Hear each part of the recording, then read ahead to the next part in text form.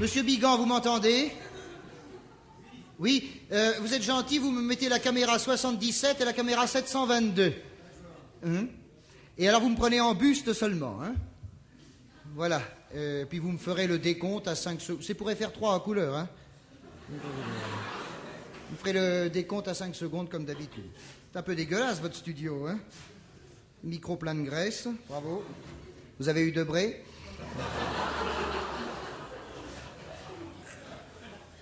Bon, vous faites le décompte et on y va. Allez-y. 5, 4, 3, 2, 1, 0. Ah merde. Ah, vous pouvez faire des réformes. Vous savez, monsieur Bigan, il y a 3 mois, les Martiens se sont posés sur la maison de la télévision. Et ils sont formels, il n'y a aucune forme de vie.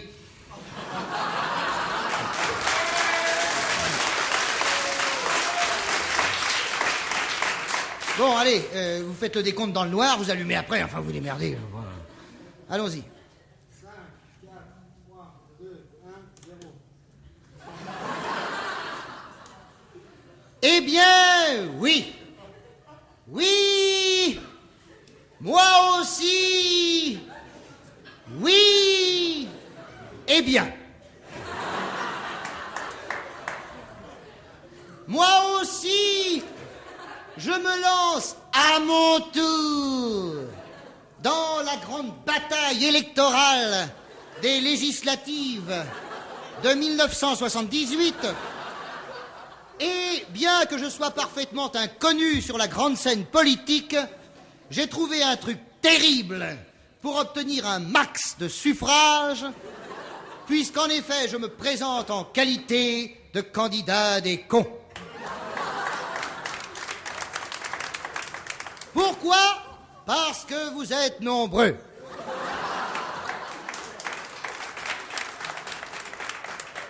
En tant que candidat des cons, je pense piquer autant de voix à la gauche qu'à la droite, ainsi que toutes les voix du centre, puisque le centre est divisé en 2, les cons de gauche et les cons de droite.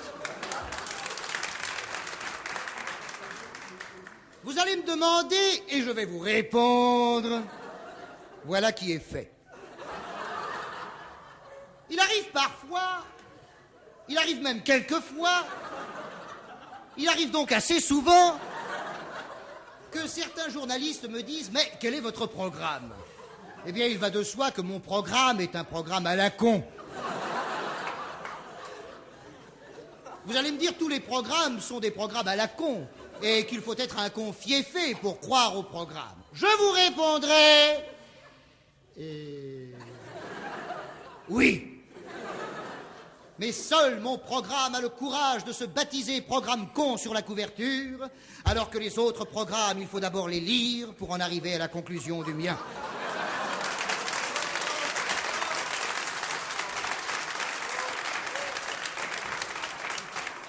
Tandis qu'avec le mien, nul besoin de se faire chier le burnous à le lire, ce qui vous laissera du temps pour faire vos conneries, en sachant que je ferai tout pour que vous en fassiez davantage. Car nous en avons fait beaucoup, mais il nous en reste beaucoup à faire. J'ai fait imprimer des t-shirts qui sont en vente dans toutes mes permanences et sur lesquels on peut lire « Je vote con ».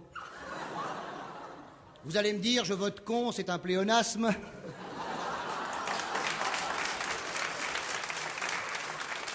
Et qu'il suffirait d'écrire « Je vote » pour que les gens vous disent « Con ». Certes, mais j'ai fait écrire « Je vote con » parce que les cons ne savent pas ce que c'est qu'un pléonasme.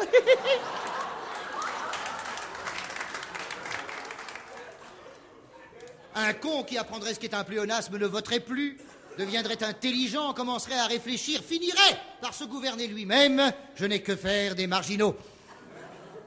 Étant donné le succès électoral que je vais remporter, il est possible, il est même fort possible, il est possible même fort, il est possible por fem, que le président de la République se dise, je cite, «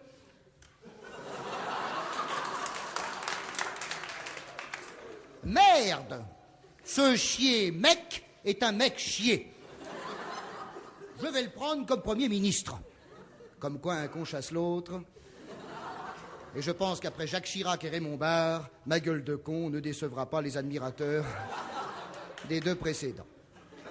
Mais si je suis élu Premier ministre, il va me falloir composer un gouvernement de cons, avec des ministres cons. Eh bien, ma tâche sera délicate. Car pour trouver plus cons que les ministres actuels, va-t-il falloir que j'aille recruter à l'Académie française ou dans l'équipe des Verts de Saint-Étienne, puisque la culture et le sport sont devenus les hauts lieux de la connerie française.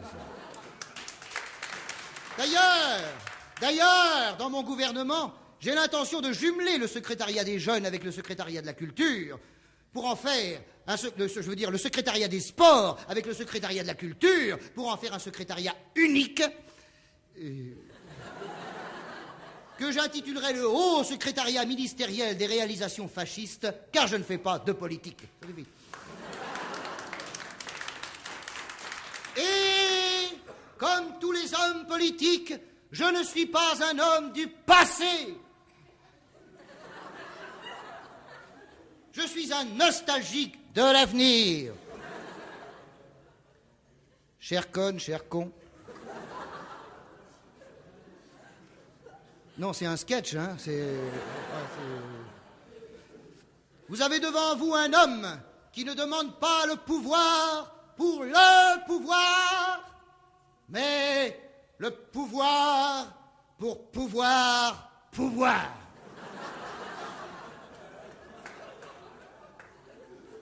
Oui, la nuance vous échappe puisque vous êtes con. Mais plus vous serez con, moins il y aura de nuances. Et quand vous serez complètement con, la nuance aura disparu à un point tel qu'il n'y aura plus de clivage entre les petits cons, les grands cons, les jeunes cons, les vieux cons, les gros cons et les sales cons. Ce sera la fin du régime des partis. Mais c'est peut-être un peu fort, hein. Mais il fallait aux cons qui sont actuellement dispersés dans toutes les couches de la société une tête.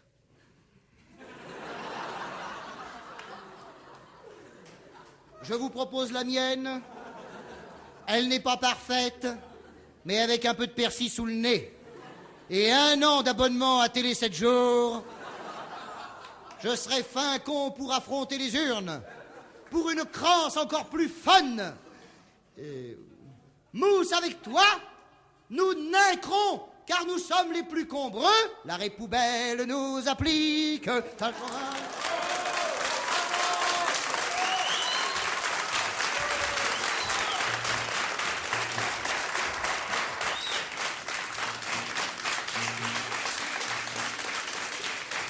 Merci.